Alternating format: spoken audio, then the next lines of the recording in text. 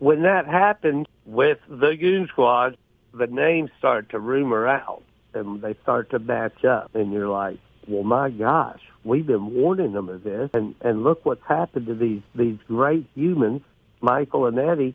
Damn it, if they just would have listened to us, we could have avoided this. If they just would have listened to Damien's mom, they did that to Damien Cameron in front of her. She could be the sweetest human I've ever met in my life, and an incredible mother. Loves her son and is fighting for him every day of her life, still to this day.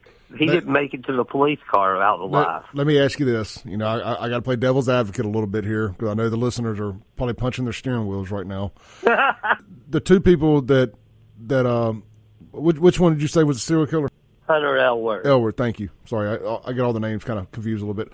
Hunter Elworth. Now, he's the one who also put the gun in the mouth of Michael Corey Jenkins and pulled the trigger. Okay. Sans that, let's just go back a little bit. We'll work our way to that.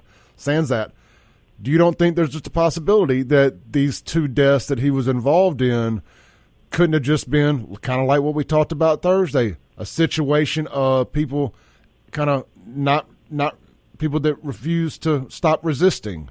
I hate to just go to the effing around and finding out thing because I want to be real serious here this morning. You don't think these could be situations of guys not complying, guys continuing to resist arrest, and then because once you get into that, and it turns into a kind of a brawl between the officer and the perp. I hate being rude about people that are deceased, but I can't think of a better way to say it. We'll say the perpetrator and the cop. Well, a lot of people say suspect. And my immediate comeback to that is why we wouldn't call the cop the suspect if he's the one murdering them. But go ahead, I'll let you finish. Well, I kind of am finished. I mean, they were the suspect in the sense that the cop got called out there for some type of interaction. So they were the suspect of whatever the cause of the call was.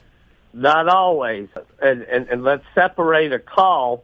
It's very important. It's very important. And the things we talked about on Thursday, you can bring this up too, with Breonna Taylor and Ahmaud Arbery, with Michael Corey Jenkins and Eddie Parker. We can talk about it with Botham, John, and Dallas. Remember Amber Geiger is the little blonde cop that walked into his apartment on the floor above hers.